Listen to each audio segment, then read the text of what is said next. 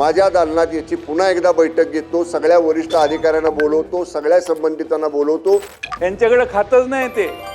हाच गृहनिर्माण खात्याचा या सरकारमध्ये हाच मोठा प्रॉब्लेम आहे। आणि एकनाथ शिंदे साहेबांनी तेवढे अधिकार आम्हाला दिलेले आहेत म्हणून तर 50 जण गेलो ना बरोबर आम्ही। या संदर्भात जे मी आश्वासन आज या ठिकाणी प्रभारी मंत्री या विभागाचा अधिवेशन काळातला म्हणून दिलेला आहे, या संदर्भात मी स्वतः अधिवेशन संपल्यानंतर 1 महिन्याच्या आत माझ्या दालनात याची पुन्हा एकदा बैठक घेतो, सगळ्या वरिष्ठ अधिकाऱ्यांना बोलवतो, सगळ्या संबंधितांना बोलवतो।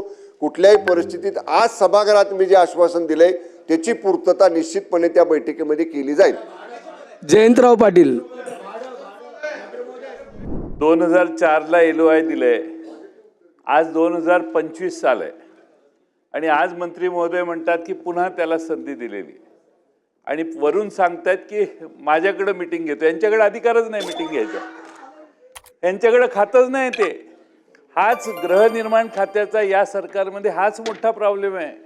उत्तर देसाई साहेब देतात आणि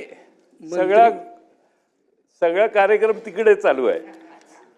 हे फक्त उत्तराला येतात जोपर्यंत एकनाथ शिंदे साहेब यांच्या उपस्थितीत देसाई साहेब याची बैठक लावत नाहीत तोपर्यंत या प्रश्नाला फारसा अर्थ येत नाही।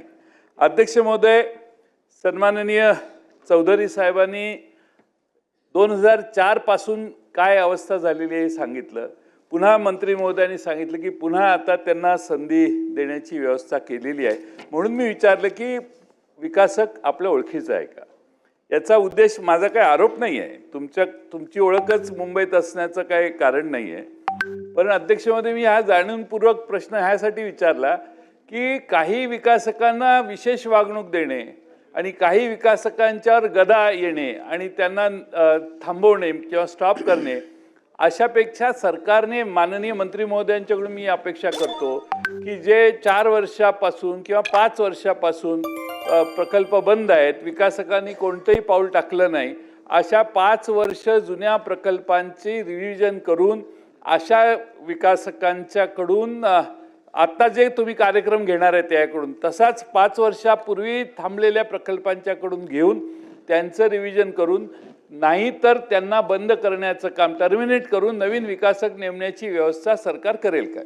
सन्माननीय अध्यक्ष महोदय, सन्माननीय ज्येष्ठ सदस्य जयंत पाटील साहेबांनी अत्यंत पॉझिटिव्ह सूचना केलेली आहे की कुठेतरी ह्याचा एकदा रिव्ह्यू होणं गरजेचं आहे की ज्या लोकांनी 5-5 वर्ष, एखादा दुसरा वर्ष एक्सटेन्शन आपण समजू शकतो काही तांत्रिक अडचण असेल म्हणून किंवा काय असेल म्हणून, पण 5-5, 10-10 वर्ष जर प्रकल्प रखडवत ठेवले असतील तर याचा निश्चितपणे एकदा कुठेतरी रिव्ह्यू घेणं गरजेचं आहे आणि या बाबतीतला रिव्ह्यू गृहनिर्माण विभागाकडून निश्चितपणाने घेतला जाईल। कारण शेवटी राज्य सरकारची प्रायोरिटी आहे आणि केंद्र सरकारची हाऊसिंगच्या बाबतीतली माननीय पंतप्रधान नरेंद्र मोदी साहेबांचं सुद्धा विजन आहे की आपल्याला सगळ्यांना घरे या ठिकाणी हक्काची द्यायची आहेत। त्यामुळं जयंत पाटील साहेबांनी ते विजन पूर्ण करण्यासाठी पॉझिटिव्ह सजेशन दिलेलं आहे। पॉझिटिव्ह 25-25 ते विजन पूर्ण करण्यासाठी सन्माननीय ज्येष्ठ सदस्य जयंत पाटील साहेबांनी एक पॉझिटिव्ह सजेशन दिलेलं आहे। सजेशनचे पॉझिटिव्ह ॲक्शन त्याच्यावर सरकार सुद्धा घेईल, त्याचा आम्ही रिव्ह्यू घेऊ आणि राहिला प्रश्न जयंत पाटील साहेब म्हणले मागे एकदा जे म्हणले होते तसंच की हे फक्त अधिवेशनापुरते आहेत, आमची जॉईंट अँड कलेक्टिव्ह रिस्पॉन्सिबिलिटी आहे, संयुक्त जबाबदारी आमची आहे आणि आदरणीय एकनाथजी शिंदे साहेबांनी सांगितलेलं आहे आम्हाला की जे उत्तर तुम्ही द्याल सभागृहामध्ये ते उत्तराचं आश्वासन पूर्ण करण्याचे सुद्धा अधिकार तुमच्याकडे आहेत।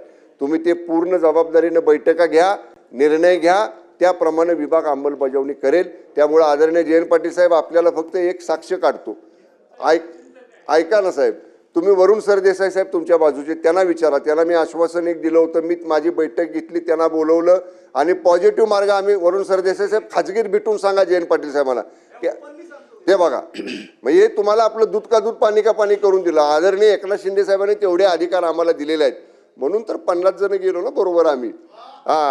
आणि त्यामुळं तो राहिला प्रश्न वेगळा, आपण निश्चितपणे त्यांची सूचना सकारात्मक घेऊ, रिव्ह्यू घेऊ आणि गती देण्यासाठी अशा काही लोकांवर कारवाई करावी लागली तर निश्चितपणे माननीय उपमुख्यमंत्री महोदयांच्या संमतीने त्यांच्यावर कारवाई सुद्धा करू। लक्षवेधी क्रमांक 5